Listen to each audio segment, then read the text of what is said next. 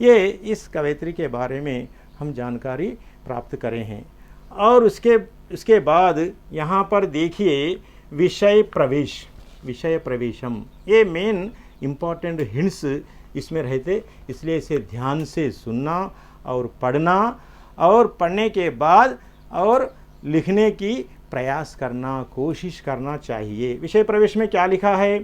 स्त्री और पुरुष दोनों समाज रूपी शक्ति के दो रूप है। यहाँ पर स्त्री और पुरुष दोनों को समाज में समान महत्व दिया गया है, समान महत्व दिया गया है। स्त्री को दिया गया है और पुरुष को दिया गया है। समाज रूपी शक्ति के ये दो रूप है। అంటే ఇక్కడ స్త్రీలకు పురుషులకు సమాజ శక్తికి సంబంధించినటువంటి రెండు రూపాలు ఎవరంటే ఈ స్త్రీలు పురుషులు ఇద్దరికీ కూడా సమాజం లోపల సమాన ప్రాధాన్యత అనేది ఇవ్వడం జరిగింది। दोनों कार्यकुशल, गुणी और बुद्धिमान होते हैं। कौन दोनों? स्त्री और पुरुष को कैसे होते हैं? कार्यकुशल होते हैं, गुणी होते हैं और बुद्धिमान होते हैं। दोनों भी बुद्धिमान होते हैं। बुद्धिमान का मतलब क्या है? తెలివితేటలు। ఇక్కడ గుణి గుణవంతులు और కార్యకుశలులు వీళ్ళిద్దరూ కూడా చాలా తెలివితేటల లోపల కానీ గుణం లోపల కానీ కార్యకుశలం లోపల కానీ చాలా ఆరితేరిన వాళ్ళు। समाज के निर्माण में दोनों का समान महत्व है। यहाँ पर विषय प्रवेश में समाज के निर्माण में दोनों को समान महत्व दिया गया है, स्त्री को और पुरुष को। समाज निर्माण లోపల ఇద్దరికి కూడా సమాన ప్రాధాన్యత ఇక్కడ ఇవ్వడం జరిగింది। वेदों में स्त्री की तुलना देवी से की गई है। तुलना का मतलब क्या है? कंपेयर। तुलना का मतलब क्या है? कंपेयर। किन को कंपेयर किया? यहाँ पे स्त्री को किससे तुलना किया गया? यहाँ देवी से किया गया है। स्त्री की तुलना किससे की गई है? देवी से की गई है। क्यों? कहते हैं जहाँ नारी का वास होता है वहाँ देवता बसते हैं। जहाँ नारी का वास होता है वहाँ देवता बसते हैं। इसका मतलब क्या है? जहाँ नारी रहती है वहाँ देवता बसते हैं। ఎక్కడైతే స్త్రీ నివసిస్తుందో ఎక్కడైతే స్త్రీ ఉంటుందో, ఎక్కడైనా స్త్రీ ఉంటుందో అక్కడ దేవతలు తప్పనిసరిగా నివసిస్తారని ఈ విధంగా చెప్పడం జరిగింది। ఇది ఎక్కడో కాదు, వేద శాస్త్రాల లోపల చెప్పినరు। ఏ किसमें बोला गया? वेदों में बोला गया। वेदों में स्त्री की तुलना किससे की गई? देवी से की गई। और जहाँ नारी का वास होता है वहाँ देवता बसता है, इस तरह कहा गया है। इसलिए नारी का स्थान बहुत महत्वपूर्ण है। लेकिन सामाजिक विषमताओं के कारण आज समाज के विषमता के कारण क्या हो रहा है?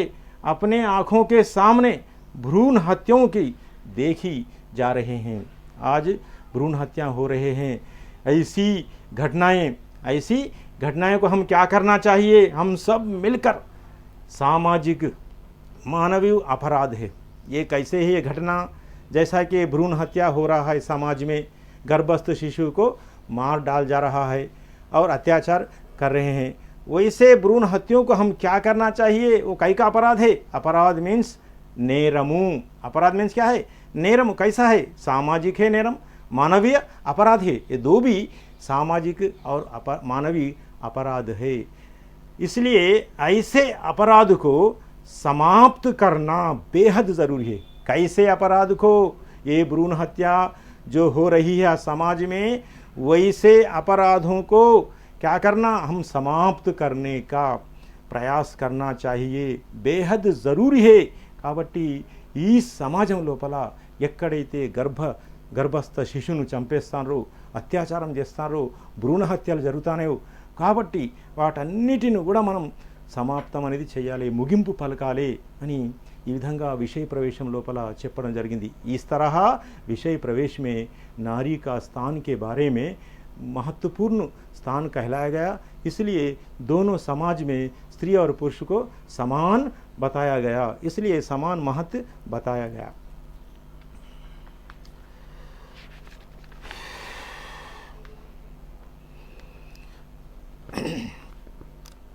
और पहला पद्य देखिए, बच्चों ध्यान से सुनो और अपने पाठ्य पुस्तक को देखिए, पेज नंबर 13 को देखिए आप सब लोग।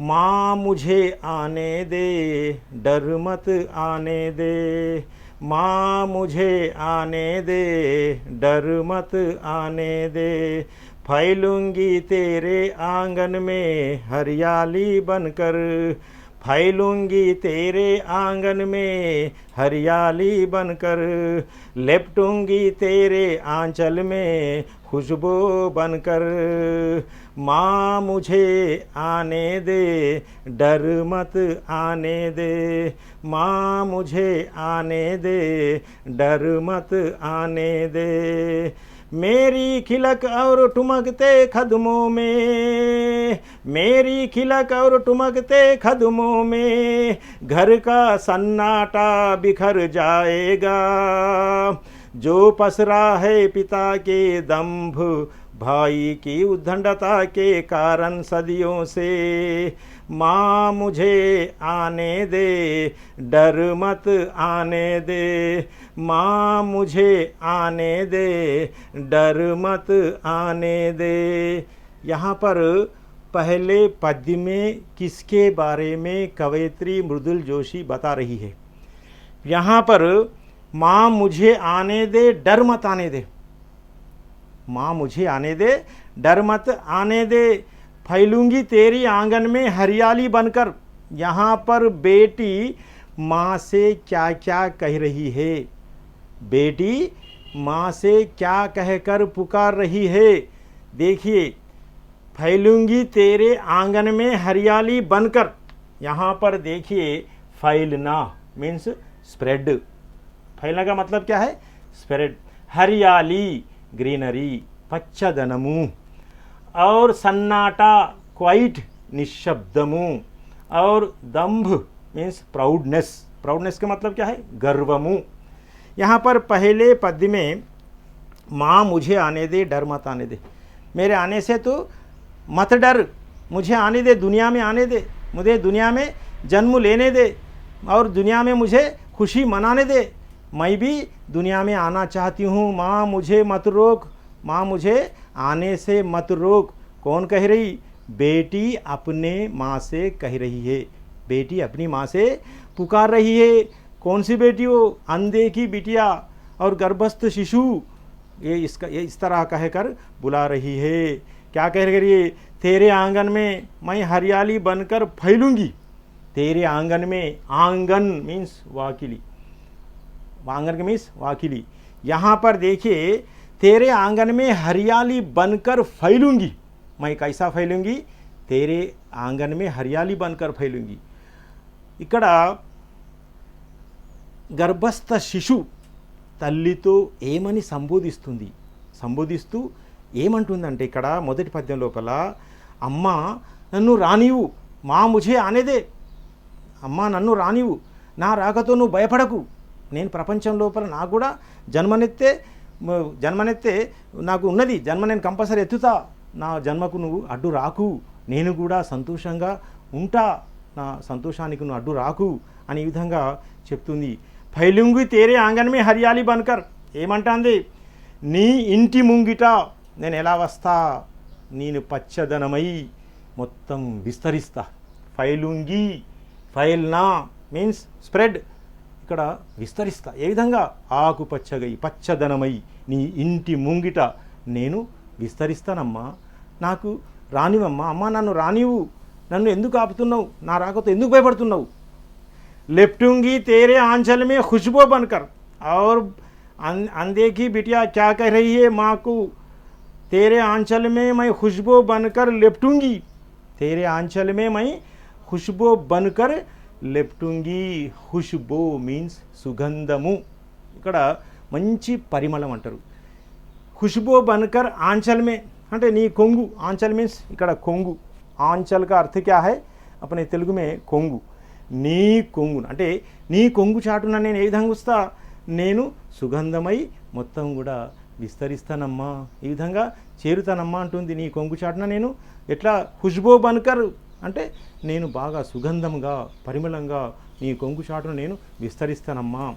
మేరీ కిలక్ और ठुमकते कदमों में घर का सन्नाटा बिखर जाएगा. मेरी किलक, किलक मीन्स किलकारियाँ, किलकारियाँ मीन्स केरिंतलू बोलते, किलकारियाँ बोलते क्या बोलते केरिंतलू.